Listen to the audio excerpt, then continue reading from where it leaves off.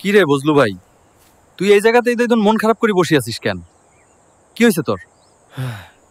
আর কইস না ভাই, কয়দিন আগত পোকা মারার জন্য বাজার থেকে সার কীটনাশক নিয়ে আসি দিনু, কোনোই কাম হইল না, উল্টা আরো বাড়ছে।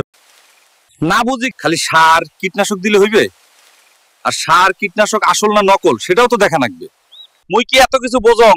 ওষুধের দোকানত যাং, মোক ওষুধ দেয়, মুই নিয়ে আসি জমির দেং, কিন্তু কোনো লাভই হয় না, খালি টাকাগুলা নষ্ট হয়। মুইও আগে এই ধরনের করছিনু, পরে আমির হোসেন মোক সব কিছু বুঝি কইছে। 2 বছর ধরে মুই তার কথা মত জমিত সার কীটনাশক দেং, মাশাআল্লাহ ভাল ফলন হয়। তুই এক কাম কর, আমার পীরগাছার কদমতলিত আমির হোসেনের দোকান আছে, মেসার্স রশিদ ট্রেডার্স নামে, তুই ওটে যা। তোক বুঝি দিবে কখন কি সার দেওয়া লাগবে। সার কীটনাশকও পাবো ভেজাল ছাড়া, ফলনও আসবে ভালো। মোক বড় একটা চিন্তা থাকি বাঁচালো ভাই, মুই আইজে পীরগাছার কদমতলিত আমিরের দোকানত যাইম, পরামর্শ আর ভেজাল ছাড়া সার নিবের। মেসার্স রশিদ ট্রেডার্স, বিশ্বস্ততা ও ভেজালমুক্ত সারই যার অঙ্গীকার।